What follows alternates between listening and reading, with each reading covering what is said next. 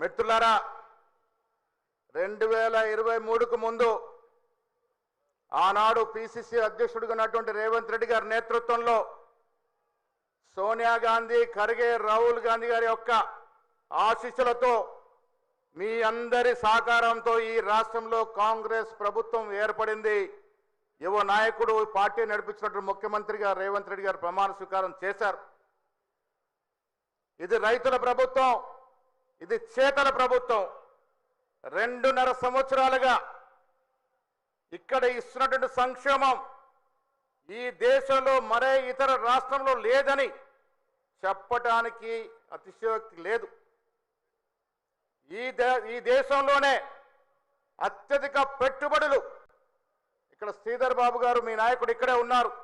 వారు ముఖ్యమంత్రి గారు దావోస్కి వెళ్ళడమే కాకుండా ఇక్కడ గ్లోబల్ సమ్మిట్ పెట్టి దాదాపు 7 లక్షలకు పైగా 7 లక్షల కోట్ల విదేశీ పెట్టుబడులు తెచ్చినట్టు రాష్ట్రం ఈ దేశంలో ఉంది అంటే ఇది తెలంగాణ రాష్ట్రం.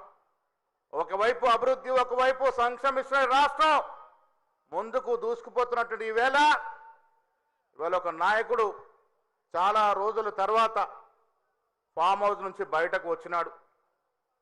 పార్టీలో ఫిరాయింపులు ఉన్నప్పుడే బయటకు వచ్చేటట్టుగా ఇవాళ బయటకు వచ్చినాడు.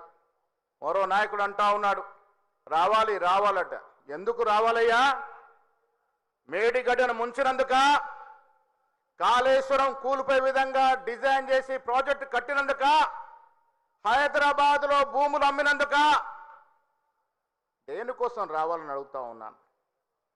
వచ్చేది లేదు, సచ్చేది లేదు. మరో 20 ఏళ్ళు కాంగ్రెస్ పాలన మీ అందరి దయవలి రాష్ట్రంలో కొనసాగుతుంది. మళ్ళీ ఎన్నికల్లో రేవంత్ రెడ్డి గారి నేతృత్వంలో 100కు పైగా సీట్లు గెలుచుకొని మీ అందరికీ ఇవాళ వస్తున్న సంక్షేమం రెట్టింపుగా ఇచ్చే విధంగా ప్రయత్నము చేస్తామనే మాట కూడా సందర్భంగా మనవి చేస్తా ఉన్నాను. జీవన్ రెడ్డి గారు ఇలా పార్టీలో చేరుతా ఉన్నారు, పెద్ద ఆయన. అదే జీవన్ రెడ్డి గారు మాకు చెప్పినారు, 10 ఏళ్లుగా ఈ రాష్ట్రంలో కేసీఆర్ చేసిన దోపిడీ వివరించి చెప్పింది జీవన్ రెడ్డి గారే.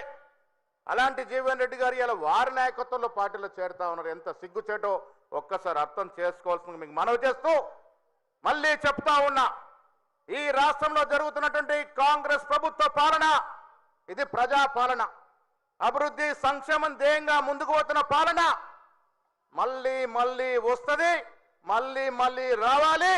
మీ అందరి సంక్షేమం, మీ అందరి అభివృద్ధి నోచుకునే విధంగా ముందుకు సాగాలని కోరుకుంటూ మరొక్కసారి మీ అందరూ కూడా అభినందన తెలియజేస్తూ సెలవు తీసుకుంటా ఉన్నా. జై హింద్, జై కాంగ్రెస్.